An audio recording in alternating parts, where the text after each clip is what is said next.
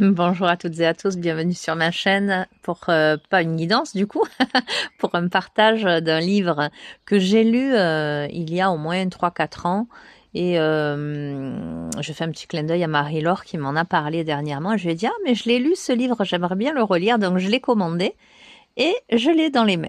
La rencontre.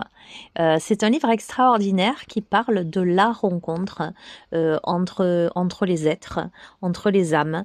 Et alors je viens de le commencer, hein, puisque je suis allée le chercher tout à l'heure. Je suis à un passage du livre que j'ai envie de vous partager. Donc, allez. Alors qu'est-ce que je fais? Comment je fais pour changer parce que là je suis allongée sur mon transat. Est-ce que je peux... Si je fais ça, ça donne quoi? Si je fais ça, ça donne ça. Allez, parfait. Comme ça, vous pouvez lire en même temps que moi. Je te reconnais quand le hasard ressemble au destin. Un étrange sentiment d'évidence augmente parfois le trouble. Je ne connais pas cette personne, je viens de la rencontrer et pourtant j'en suis sûre, c'est elle. Ce sentiment nous donne une forme de confiance face à l'inconnu qui ne l'est déjà plus vraiment. Nous croisons une personne par hasard, mais c'est comme si nous devions la rencontrer, comme si nous avions rendez-vous avec elle. Cette impression de familiarité ressentie la première fois en compagnie d'une personne devenue chère est une expérience commune. Nous nous sentons immédiatement bien avec elle, la compréhension est mutuelle. Voilà qui est pour le moins déroutant.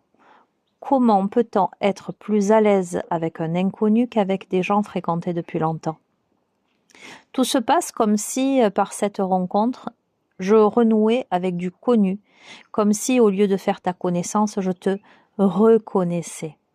Nous avons parfois cette impression, dès les premières conversations, d'avoir trouvé l'âme sœur. Nous sommes touchés par les mêmes chansons, amusés par les mêmes ridicules, exaspérés par les mêmes comportements. Nous n'avons aucun effort à faire, tout est facile, fluide. C'est à se demander si dans une autre vie nous n'avons pas été frères ou sœurs. À peine nous sommes-nous rencontrés que nous sentons un lien semblable à un lien de parenté, une troublante proximité. Comment le nouveau, l'inconnu, peuvent-ils nous sembler si familiers? Cette énigme est au cœur de ce livre et de la chanson Les mots bleus, interprétée par Christophe et reprise par Alain Bachung. Je te dirai les mots bleus, ceux qui rendent les gens heureux. Une histoire d'amour sans parole n'a plus besoin du protocole, et tous les longs discours futiles terniraient quelque peu le style de nos retrouvailles. Ces paroles, écrites par Jean-Michel Jarre, relatent l'histoire d'un homme qui n'ose pas aborder une femme et imagine leur rencontre. Il l'observe, hésite, revient l'attendre toujours au même endroit. Il n'a pas encore osé lui parler, mais envisage les mots qu'il pourrait lui dire, ou plutôt taire. Pourquoi alors parler de retrouvailles? Que retrouve-t-il au juste? Peut-être leurs regards se sont-ils croisés, ou a-t-il l'impression de la connaître tant il a observé? Alors en effet, il la retrouve.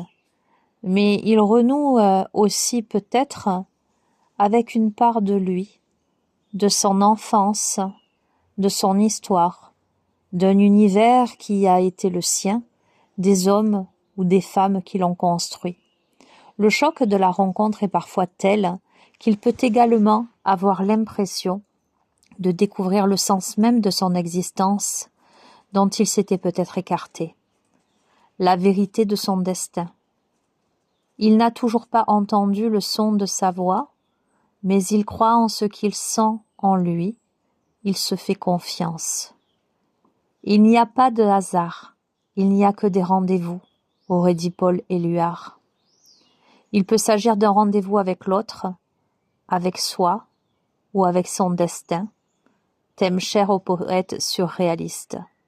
Dans tous les cas, c'est bien ce sentiment d'évidence ou, pour mieux dire, de reconnaissance qui indique la rencontre en train de se produire. Je te reconnais, toi qui ne m'es en fait pas inconnu. Je me reconnais au sens où je me retrouve, moi, ou quelque chose que j'aime, un souvenir lointain, un état que j'ai déjà connu, ou encore je reconnais mon destin au sens où je le démasque, caché sous le déguisement du hasard. Le signe de la rencontre est alors une impression, au cœur du hasard d'un rendez-vous avec ce qui n'est pas fortuit. Le sentiment d'évidence est tel que l'accidentel prend soudain l'apparence du destin. Il peut même nous arriver d'éprouver de la reconnaissance, une forme de gratitude pour ce que nous offre notre existence. Je ne sais pas si c'est toi que je rencontre, ou moi, ou mon destin, ou les trois, mais l'évidence est là. Il y a rencontre, reconnaissance, termes dont nous mesurons maintenant la puissance polysémique. Je vais en rester là, les amis. Alors souvent, je vous dis, moi je dis souvent, il n'y a pas de hasard, il n'y a que des rendez-vous. Et d'ailleurs, je vous dis souvent, nous avons rendez-vous ensemble sur cette chaîne, dans nos rencontres, dans nos rendez-vous. Voilà, je trouve que ce livre est très intéressant. Il aborde les émotions, les sentiments, les réflexions. J'avais envie de partager voilà ce passage avec vous. Je vous ai fait grâce du passage sur la route de Madison avec Meryl Streep et Clint Eastwood, film culte de la rencontre. Voilà, mais peut-être que de temps à autre, je partagerai d'autres moments de ce livre où nous nous rencontrerons à nouveau. Je vous embrasse fort, je vous dis à très bientôt, prenez bien soin de vous. Au revoir.